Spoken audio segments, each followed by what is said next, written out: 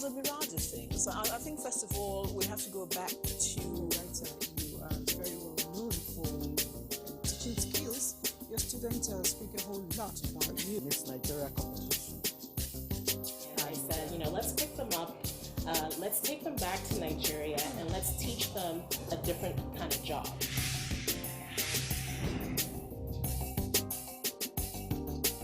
What a man can do, a woman can do better is so apt. And a lot of times we may think it's old, but continuously it applies. Women are daily delving into the man's world, doing things that men ordinarily assume that only them could do. And when we get in there, I say we because I'm a woman too, we get in there, we do it real good. It makes us real proud.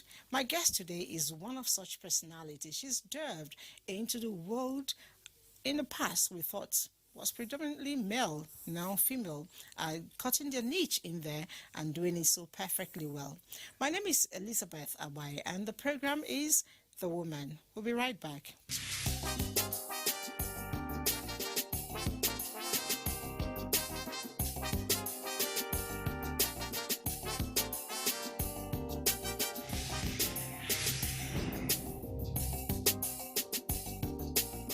The show is The Woman. If you're just joining us, right on time, as I'm about to showcase one woman who I think about and I hold my head, real high because she's making me real proud. Ordinarily, one would think that if you are in the world of engineering, precisely aeronautics, and you cease to be certain parts of you cease to be a woman, but she's a total woman because she's a mother and has done so wonderfully well. But very importantly for me here, she is the MD of the Nigerian Communication Satellite Limited, what we know as NIGCOMSAT, and she's been there since 2014, doing amazingly well. She's also a member of American Institute of Aeronautics and Astronautic Federation, and she's a whole lot of things put together. I don't want to empty it all at once, but as the show goes on, you'll get to find out what makes her really thick. Join me as I welcome Dr. Abimbola Alale. You're welcome. Good morning, madam. When we talk about women who are in engineering, women who are doing things men do very well and assume is their domain, we tend to think, okay, we're going to see this very masculine, woman, man-woman kind of a person. But here you are, looking very pretty and all female. I don't know. It's your blessing. Thank you very much. You look very pretty yourself. Oh, thank you too. Now, as a woman, there were so many courses available for you to, take on. I'm wondering, why did you choose this? What was the push? What was the propelling or pivot, so to speak? Let's say it's like a childhood dream. Following the space was and all that. I was very intrigued with the stars, the moon, and outer space. So basically, I've always seen it very fascinating to me. I found, outer space in the night, looking at the stars. You did a lot of moonlight stories and all that. Yeah, and during our time, that was when they were telling us then that you could see very powerful people in the moon, like Awolowo. So I just used to get, where is this man? So I actually believe the story that, how did he get into the moon? Okay, how come I'm not seeing him? The moon keeps looking the same night and night. I wasn't seeing the man come out of the moon. But so those kind of things just used to make me so every time I just used to dream that I went to the moon, I went outer space. And even though that wasn't what I studied from my first degree, but when the opportunity came for me to actually cross over to that side, I just grabbed it. It's interesting because a lot of times what we become in future has a whole lot to do with our beginning, our humble beginning when we were children. And I know that a lot of times I always tell people I talk so much. Little wonder I'm here talking every day. That's good. All right, you've been the MD of NIGCOMSAT since 2014. But I also know that before then, you were the project secretary when it was just considered as a project. At that point, I'd like to know, did you ever think that you assumed that position? No, I never thought so, because we're just doing what we wanted to. We were fascinated by this story, we could make it happen because it was first in Nigeria. The space story was just beginning to come up in Nigeria, and Professor Senator Borofis, Ajayi Borofis is in the Senate right now, was just putting together a whole lot of young people in NASDAQ. And so, and then different projects to showcase the benefits of space to humankind. And our project was one of such. So it was just, I didn't think of MD even just, let's just do this project. Let's You were having fun. just having fun. Yes, exactly. I think that's what a lot of us should actually pick from, because a lot of times what really becomes, it throws us up to firm, or, become very important in our life are usually things we do having fun, Yeah. not things we do stressed out. But as an MD, I'd like to know, which of, what would you say has been your aha moment, doing what you're doing? I know you've done a whole lot.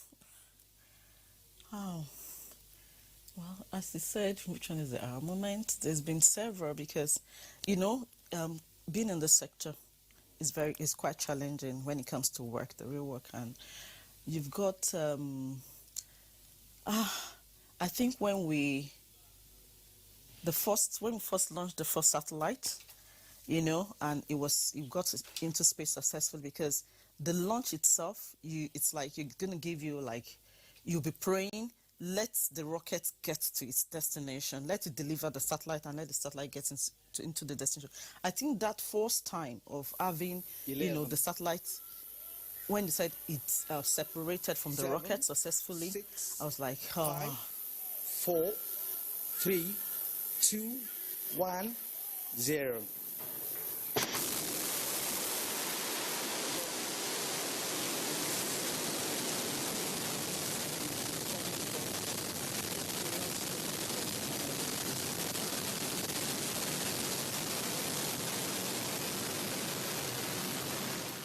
Those Then- of us who were even watching in the house, it was big news for us. I remember I was glued to the TV. When it opened up, I was very happy. So I'm wondering about you. So go ahead. So it's like you're praying, you're excited. There's so much different kinds of feelings. You're afraid that the rocket might blow up, then your project is going to be declared a failure instantly. So many things. You're waiting with different laws and different liabilities hanging over your head, because it's got to do with a whole lot of international liabilities. We took people to witness the launch. That's on one side, because if anything happens to anybody on launch side, you're liable. If anything happens to the satellite, to the rocket, where it's going to fall, if it so happens that, there's an accident and people are affected, it's also liability. So, and then, of course, declaring the project a failure at launch. Yes, we did have like a technical glitch in 2018, after 18 months after the satellite, but it was confident that that didn't happen at the beginning. And we knew also that it was also due to technical, not just technical, but it was due to atmospheric incidents, because after the time we lost that satellite, over 11 other satellites were affected by solar flares in space. It wasn't just Nigeria that lost a satellite at that point, but even including the US. But the difference was that they have so many other satellites in their fleet, so they didn't feel the loss. But unlike Nigeria, with just one, and just entering that, we're just entering the arena. Not so many people were enlightened about the risk in the sector, but it's just one of those things. I haven't schooled, in this area. I haven't known the risk. Personally, I don't understand, but not other people will understand that kind of risk. But, well, the next moment, was when we now launched replacement satellite. And it's been 9 years in space now, thankfully. It's functioning well. We're coping and, trying to gain back our customer confidence and all that. That's good. It's amazing. 9 years and still counting. It will continue to work. Amen. Now, you Thank talked you. about risk, and my mind went, bah, bah, bah, bah, bah. As a woman in this particular world, I'm not sure I want to be you, actually. But, but there could be other young people there who may want to do what you're doing. What risk are there for them? I'm talking of the industry risk now, because that's a business risk. Yes. The risk I mentioned was in terms of business risk. So, as with any other profession, you have risk. Even yours, that it's fun because everybody sees you on the TV, beautiful woman, having fun. I'm sure you do have some. You could be expecting, a guest. God forbid, something happened on the way, the guest never come And here. when it's a life situation. Exactly. So that is also a risk. You could be expecting any of your cameramen or something happened before you go, yes, fire incident. So risk, we are all surrounded every day, every moment is risk. So I will say to any young person, whatever you find passion doing, do it, because there's risk in every single profession. Okay. So do it and be happy. Enjoy yourself. Like you rightly noted, we are successful when we're doing things we actually enjoy love. doing. It's not those things we put that, if it's too much competition, you're not going to enjoy yourself. And there's no point doing anything you are not enjoying yourself. It's going to be like labor, like you're slaving. So for me, any young person, actually we've been encouraging young ladies through various programs, and even internationally in space sector, we want more ladies in this sector. So we just encourage them to have fun. There's so many programs, associated with in the industry. So many fun activities while you're doing, they tell you be very innovative while you're having fun, So there's everywhere there's risk. So I want young people not to fear anything, because we're surrounded by risk. Definitely. Life itself is a risk. Yes. But then life is fun too, depending Yes. on the age you want to flee for yourself. Exactly. Okay. Now, you talked about encouraging young women to come in. I'm wondering, do you personally do any kind of mentorship? Because your job really does require a lot of that for people to come in, especially young women. From time to time, we have associations I have people in house in Nigerian side itself, and we're also members with people in the other space sector like NASDA. So whenever they organize a program, of course, I do have career day talk. They come around, ICT girls, everything. So I need to, even as a leader, as a mother, I need to come out from time to time to talk to the young ones. So I must do personal, and everybody that is working with me, no matter your field, because there's something we call intercultural and even interprofession, everything is linked. I can't just be by myself. I mean, you are a media person, I'm here with you. So in my own organization, so I do have even media, anybody, any kind of profession that you find yourself working with, you need to always mentor them. All right. In the course of doing that, you have, I know some young people who've gone through you and spoken well of you, but I'd like to know, what do you think they find as a challenge really being in your kind of field? What draws us back, or what draws them back? I don't think I'm that young, am I? I don't think so. Okay, so what draws them back from really towing the line?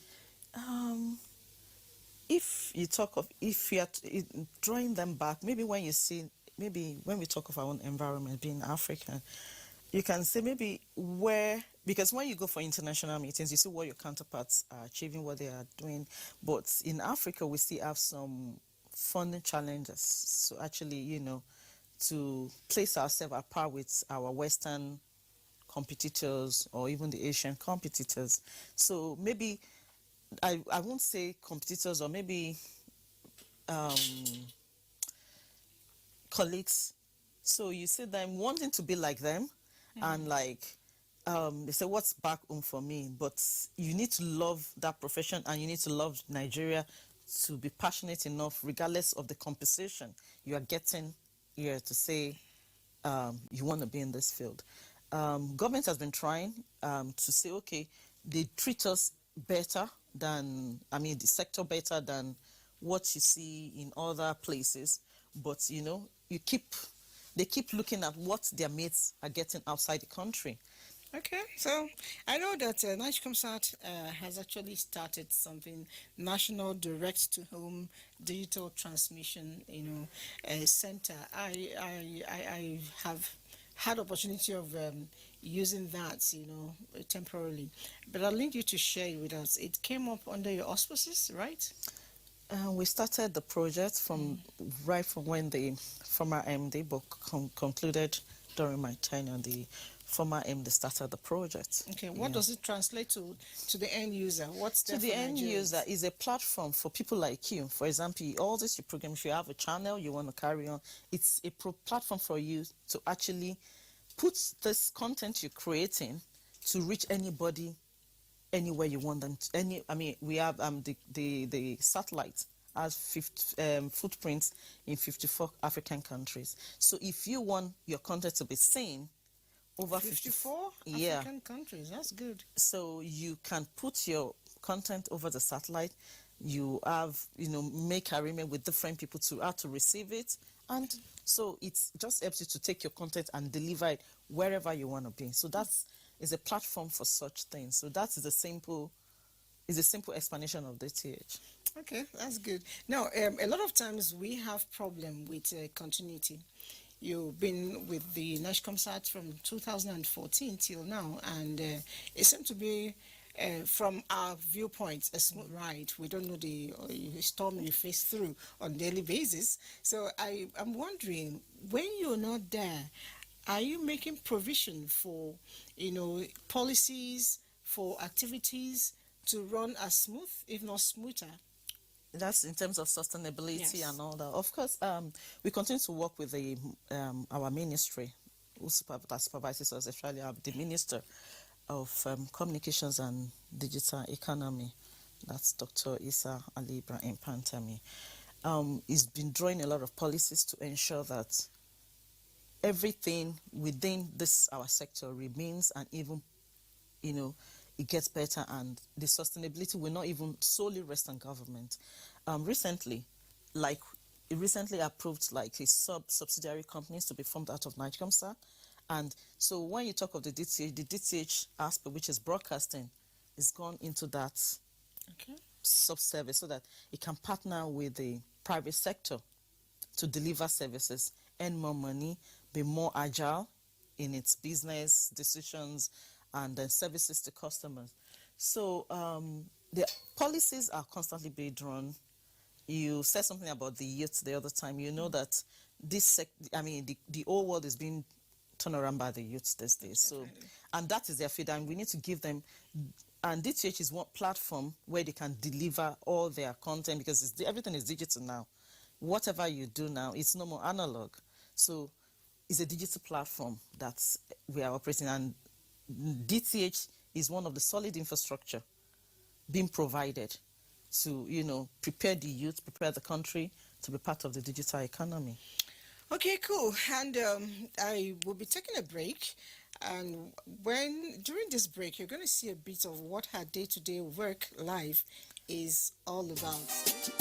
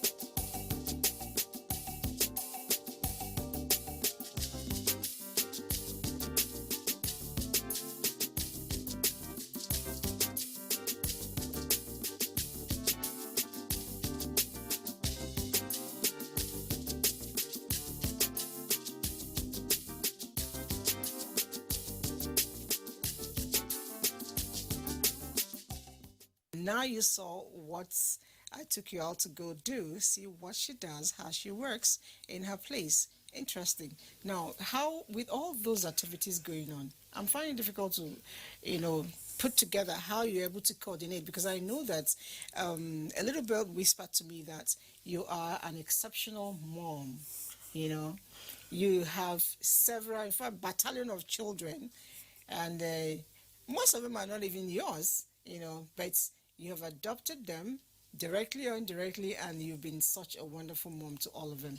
How do you combine your home front and your office front? Part of the work, I think I've got very able assistant, because you can't do it alone. Definitely. Our work, I've got very good team. My team, they are very super. They coordinate most of the things. Mine is just to say, have you done this? I think being in the sector for over 20 years, I've learned how to just, manage my time at work. It's not very easy, but if you got very capable assistants and good team, you're going to say through them for home. Like, you just remember the way our parents brought us up. And if you try to instill those kind of disciplines into the children, they know when mom is serious, when mom needs to work, and when it's playtime, when it's family time, you also give the time. So it's not been so, I don't find, maybe because, as I said, I have from our home, I have from our work, so I don't The find two it very... things you love to do. Yes, And I you're love having fun doing Yes, them. yes, Do you so- find time to cook for them? I used to, but these days, all I can just is we just stay in the kitchen together and chat and talk, okay, what can we do? Just discuss the recipe and tell, oh, this is how I used to make it. But the time to cook these days is not very available. I think I'm going to borrow that line. Leave the cooking for them for a while and then get to enjoy the eating. Yes. All right. Now I'm wondering, you have fun with work, you have fun with home. And when we want to relax a little bit, what do you do for relaxation? Funny enough, I just like to be with my friends, I think. That's the best way. Yes, I want, Just with your friends. yes, That's the best way. And you must have very reliable friends. very few and reliable. That's interesting. On taking you back memory lane, would you say that at any point in time, that's something you would have liked to go back and change? I don't know. I think I'm not that kind of person that sits back and try to dwell on the past. So whatever has happened in the past, I take it like, well, I just think about, okay, what lesson should I have learned from particular events that I didn't like or that I liked very much? I just try to pick the lesson God wants me to pick from that, and I move on. I don't ever, because in the first place, brooding about it will not change anything. What has happened has happened. So I'm not one of those people that say I wish I could turn by the clothes. I've never said that. I think I'm just cool with the way God directs my life. So That's a woman of faith, and I think I like that a whole lot. Thank For you, what would you say is your strongest, your strength? At a very young age, you've achieved a whole lot for a woman. I'm wondering, what would you say is your strength? my strength first is God, then family. Beautiful, beautiful. God and family. And it should come in that sequence, really. There are a lot of young people who are out there, looking at this moment and trying to decide, do I toe her line, do I not? And I'm sure they want to hear what you have to say. Please do. We need more people in the space sector. We need more young, beautiful ladies, because it's not just meant for some art masculine. It's not a masculine sector. It's very interesting. And women coming, those ideas. I remember what my instructor then in Strasbourg used to say to me, Abimbola, just, think out of the box. The beauty about, studying in the Western world is that nothing is wrong. No answer is wrong. So just try, give your best. And I think our lecturers in Nigeria are beginning to infuse that kind of, teaching also. Whatever your ideas, be free to put it down, turn it around. I mean, you make mistakes, you learn from your mistakes. They're not meant to actually push you down. They're meant to encourage you to say, okay, what did I do wrong? How can I do it better? So please, young ladies, young boys, space sector is just growing because we need to develop new pools of people to take over from us. So please, I implore you, come and join our world. All right, that's a clear call to all of you who are watching, and of course you have the desire. Passion is a key, and for you to have this passion, like she already told us, you must love it. You must love what you're doing, so that way it can take you to that great height you're looking for. Thank you for coming on the show. Thank you, madam. It's been a pleasure, and I've heard so much about you, and it's also my pleasure to meet you. I wish there was no coronavirus. I would wish I have would have actually given you a hug too. given you the big hug. Yeah. To say that we started loving you even before we met you. Thank you so much, ma. And keep the flag flying. Thank you. We've been speaking with the MD, night concert here in Abuja. Of course, is spanning the whole of Nigeria. And as you heard, their channels reaching out over 50 countries here in Africa. Her name is Abimbola Alale. And some other time next week, we'll bring you another exciting personality. But for now, don't forget what she's just told you. Try to make your hobby a path of your growth for you at all times, because that's the only way you can remain on top of where you are, loving what you do. And speaking of that, I love what I do, but then I just have to go. My name is Elizabeth Abai. Ciao, ciao.